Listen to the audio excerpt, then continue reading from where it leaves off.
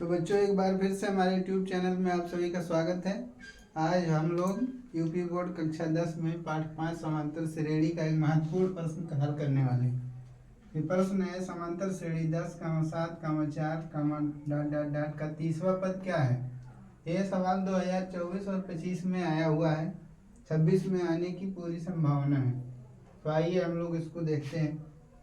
इसमें कह रहा है, समांतर श्रेणी 10, 7, 4 का 30वां पद क्या है। तो 30वां पद ये हमें क्या करना है, निकालना है। और इसको हम लोग T30 से लिखते हैं।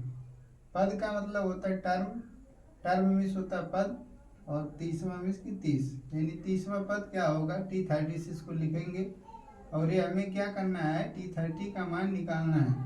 तो हम सबसे पहले हल में लिखेंगे T30 यानी 30वां पद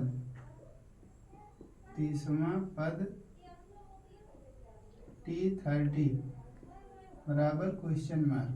ये चीज़ हमें निकालना है, ज्ञात करना है। और यहाँ पे हमें दिया हुआ है, ये है प्रथम पद। पहले पद को एक प्रथम पद कहते हैं। तो सबसे पहले हम लोग ये प्रथम पद को लिख लेंगे। प्रथम पद जिसको A से लिखा जाता है, ये बराबर 10 दिया हुआ है। इसके बाद हम लोग सारवंतर निकाल लेंगे। सारवंतर जिसको D से लिखा जाता है, D बराबर सूत्र होता है T2 माइनस T1। तो T2 का मान ये जो पहला पद है, ये हमारा T2 भी है, इसी को हम A भी कहते हैं, दोनों चीज़ें कहते हैं। और ये हमारा है सेकेंड टर्म, दूसरा पद। तो T2 माइनस T1, दूसरे पद में से पहले पद को घटा देने पे जो मान प्राप्त होगा वही सारवंतर होगा।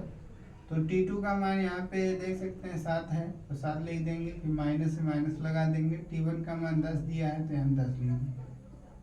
अब 7 में से 10 निकल गया, तो बचेगा -3। इसके बाद अब हम लोग 30वां पद जो निकालना है उसको लिखेंगे। 30वां पद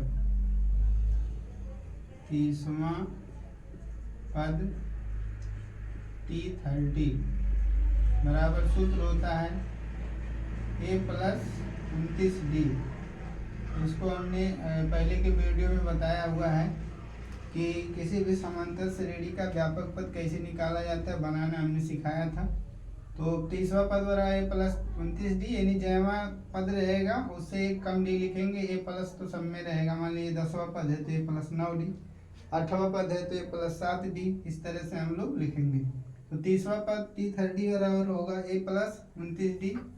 तो यहाँ पे हम लोग A का मान लिखेंगे। A का मान हम लोग निकाले हैं, 10 है, पहला पद A है, प्रथम पद 10 प्लस 29, और 29 और D के बीच में गिनती और अंग्रेजी का अक्षर यदि रहे तो उसके बीच में कुछ ना दिखे तो गुणा छिपा होता है, तो गुणा बना देंगे। और 29 की जगह 29 का 29 लिख दिए, और इसके बाद D की जगह पे D का मान लिखेंगे। D का मान -3 है, और A की जगह पे A का मान लिख दिया गया।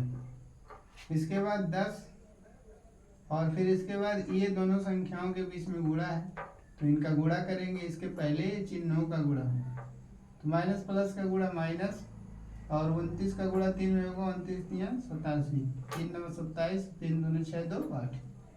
और 10 में से 87 को निकालेंगे तो हमारा आ जाएगा -77। 10 माइनस 10 में से 87 निकालने के बाद आपके पास 10 रुपया है, और 87 रुपये गए, कोई सामान ले लिया, 87 कर्ज हो गए, तो 10 दे दोगे तो 77 कर्ज रह जाओ। तो इस तरह से हमारा 30वां पद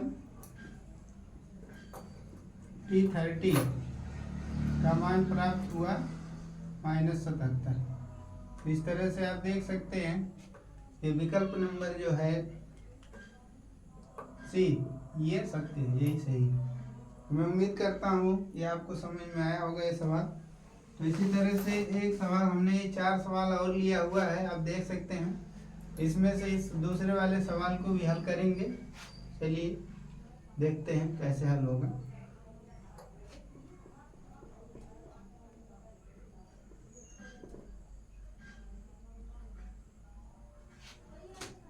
चलिए हम दूसरा सवाल लेते हैं। अनुक्रम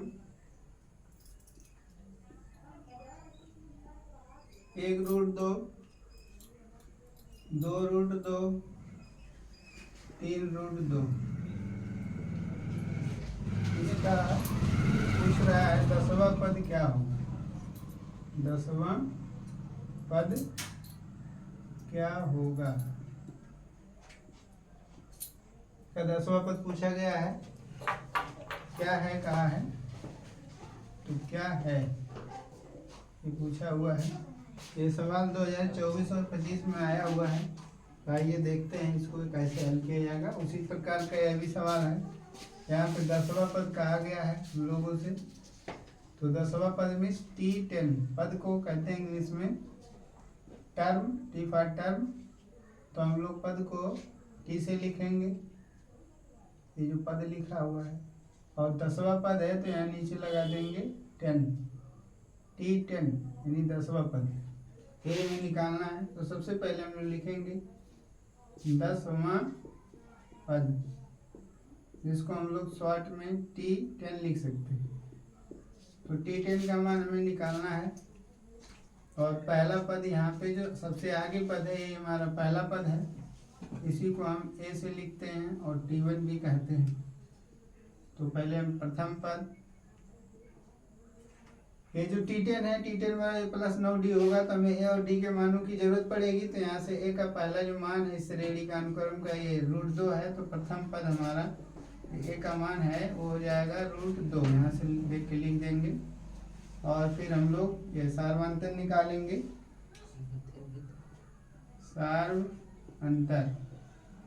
सार्वंतर जिसको D से लिखा जाता है और ये निकलता है किसी पद में से उसके पहले वाले पद को घटाकर।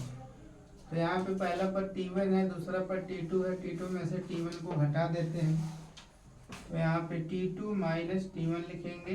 T2 का मान यहाँ पे लिखेंगे, T2 की जगह है, T2 का मान है 2√2 और माइनस T1 का मान है, T1 का मान रूट में 2। तो ये 2√2 है, ये है 1√2, एक इसके आगे गुणे में छिपा हुआ है तो उसको हम लगा देंगे तो हमें समझ में आ जाएगा, आप सभी समझ में आ जाएगा। 2√2 में से 1√2 घट गया तो बच जाएगा 1√2। इस तरह से हम 1√2 को ये जो एक आगे लगा है छिपा सकते हैं। इस तरह से आ गया √2, ये आ गया डिफरेंस सार्वंतर, जिसको हम लोग D से लिखते हैं। ये आ गया। इसके बाद अब हम लोग 10वां पद जो कह रहा है उसको निकालेंगे, सूत्र लिखेंगे। 10वां पद T10 सूत्र होगा A प्लस 9D। जैवा पद निकालना रहता है उससे एक कम D A प्लस के बाद लिख देते हैं। ये हमारा सूत्र है, इसी से हम लोग आगे बढ़ेंगे। A का मान यहाँ पे है √2, यहाँ एक जगह √2 लिखेंगे, प्लस से प्लस लगा देंगे। और 9 है तो हम यहाँ पे 9 लिख देंगे। यहाँ 9 और D के बीच में गुणा छिपा हुआ है। ये देखिए गिनती रहे, एक अंग्रेजी का अक्षर रहे उसके बाद बीच में कुछ ना रहे तो वहाँ पे गुणा होता है, इतना याद रखेंगे। फिर D का मान जो है यहाँ से हम देख सकते हैं, D का मान यहाँ पे निकाले हैं रूट में 2। तो इस तरह से ये 1√2 है, इसको 1√2 लिख देंगे। और इन दोनों का पहले गुणा करना हम सरलीकरण में बता चुके हैं, पहले भाग किया जाता तब गुणा तब जोड़ तब घटाना। तो इस तरह से पहले हम इन दोनों पदों का गुणा करेंगे तो 9 का √2 में गुणा होगा तो 9√2 हो जाएगा। यदि एक बिना करड़ी वाली गिनती है और एक करड़ी वाली है, रूट वाली है, तो दोनों जब गुणा होगा तो बगैर रूट वाली जो आगे लिख दी जाएगी और रूट वाली पीछे, यही गुणनफल हो जाता है। तो इस तरह से 9√2 और 1√2, तो 9√2 और 1√2 दोनों को जोड़ना है तो 10√2 हो जाएगा और यही हमारा हो जाएगा आंसर। तो मैं उम्मीद करता हूँ कि आपको ये सवाल समझ में आया होगा। इसी तरह से 3 सवाल और है आप लोगों के लिए, तो आप लोग ये इसको हल करिएगा और कमेंट में इसका आंसर हमें बताइएगा। यदि हमारा वीडियो आज का अच्छा लगा हो तो हमारे वीडियो को सब्सक्राइब करिए और लाइक करिए, अपने दोस्तों के साथ शेयर करिए। धन्यवाद।